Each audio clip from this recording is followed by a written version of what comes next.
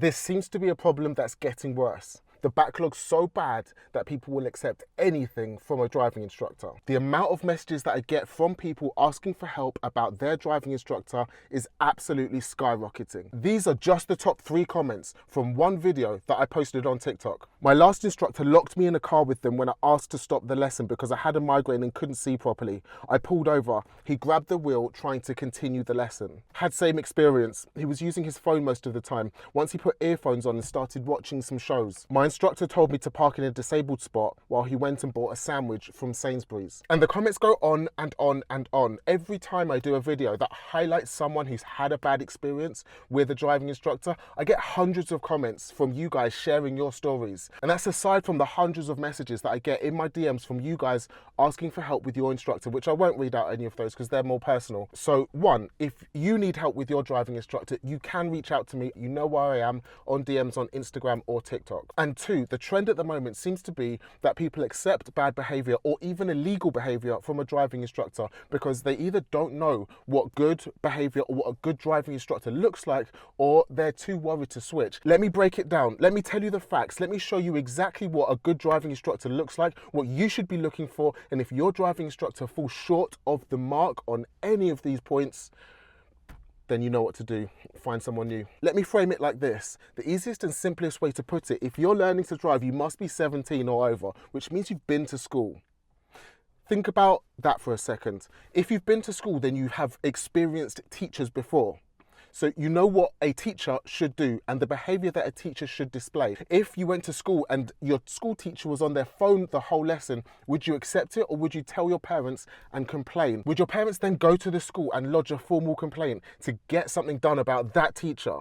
Of course they would. Your teacher at school teaches you maths, English, geography, science, whatever it is. The teacher in the car teaches you driving. So you should expect exactly the same behavior from your driving teacher as you did with your art teacher. The main complaint that I get from you guys about your driving instructor though is something that's actually illegal. And after I've told you what to expect from a good driving instructor and how to tell whether your driving instructor's good or not, I'm gonna tell you how to deal with it. So stick around. If you're a learner driver, you're in the driving seat and you're in control of the car. You're not allowed to use your mobile phone while you're driving. The supervising driver is also in control of the car, so they're not allowed to use their mobile phone as well. That's the law. So as a driving instructor, they're supervising you as a learner. So if they were to use their phone for anything other than paying for a drive-through order or phoning emergency services, if they were caught, they would get 6 points on their license and a £200 fine. It's illegal. So if your driving instructor uses their phone to take calls, to send messages, to do anything while you're driving the car, please call it out, because it's not only dangerous, it's not only wasting your time that you've paid for, it's also illegal. Sorry, imagine if you've paid someone 60, 70, 80 pounds, 90 pounds for a driving lesson and they spend their driving lesson calling their mum, on the phone doing their taxes, ordering Chinese. I've heard even browsing Facebook Marketplace. It's ridiculous. They're not only stealing your time, because that's the time they should be concentrating on you and your driving and making you into a better driver. They're also putting you in danger because you don't know how to drive. So if you had a crash, how would they explain that on the insurance form? Let me give you another example of a driving instructor stealing your time.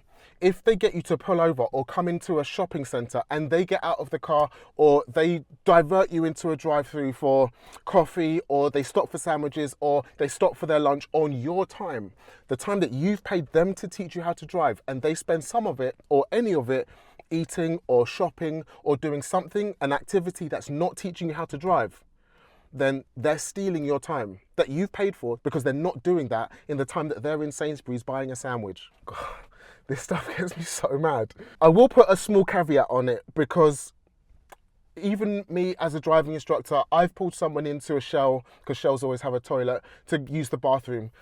And if you want to stop off for something, that is your time. So that's perfectly okay. If you need to stop and take a break, you need to stop for a cigarette, you need to stop to go to the toilet, or you just need, I don't know, a sandwich because you're starving hungry and you feel like it will help your concentration, then do say it. They won't mind at all.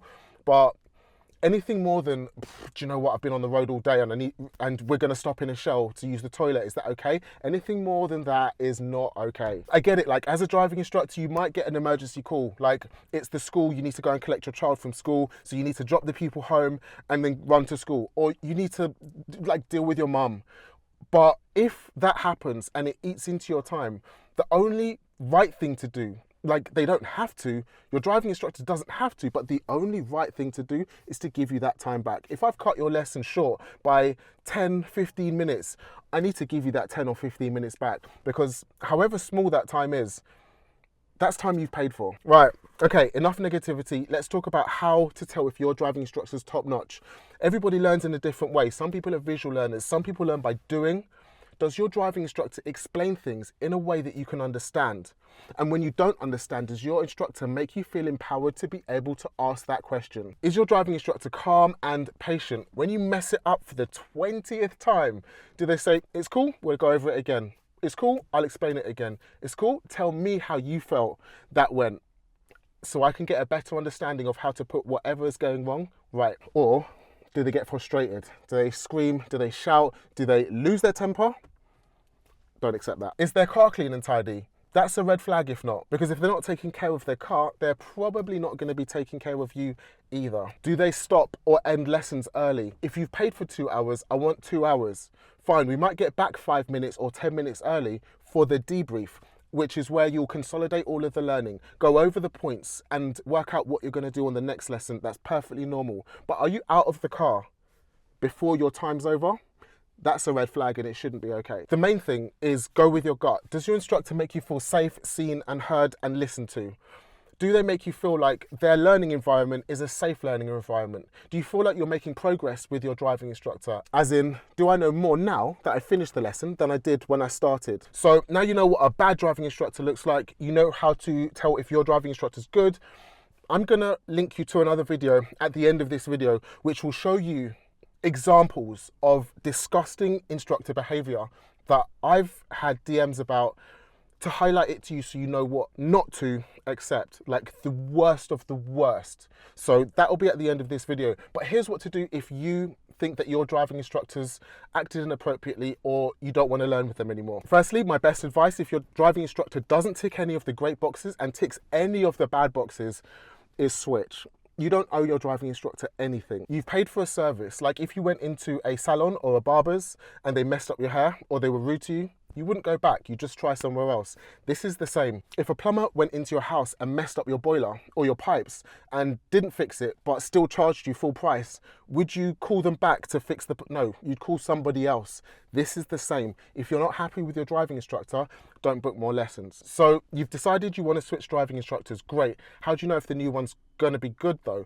I would recommend recommendations from friends, family, someone who's had a good experience with a driving instructor, or asking local Facebook groups for people who've had a good experience with the driving instructor and can pass on a phone number or a website to you. If your driving instructor's had such bad behavior and you've had such a bad experience, let me get this right, and you're currently feeling empowered to report it to someone who will listen and could potentially have the power to stop them from doing that to other people, then you can report bad driving instructors to the DVSA. And I'm going to leave a link or an email address in the comments. That's the email address for the DVSA. All driving instructors are regulated and registered with the government, every single one. So they're there to listen and they will investigate it. So if you feel like you're able to reach out and it's been that bad of an experience, then please do report it. The details are in the description. If this video even helps one person, massive success. And I would love you to do me a favor. Please share this information with someone else who needs to hear it. Can we spread this far and wide? Because the amount of people who don't understand what good driving instructors should be like is a problem. You can also help to push this video by dropping a comment, leaving a like, and hitting the subscribe button. As promised, here's the video where I'm giving examples of what really bad driving instructors have done and people have told me their stories. So if you are interested or still not sure, then watch that one next. It's an eye-opener. Hope you've enjoyed this one. Hope it's been helpful. I'll see you in the next one. Peace.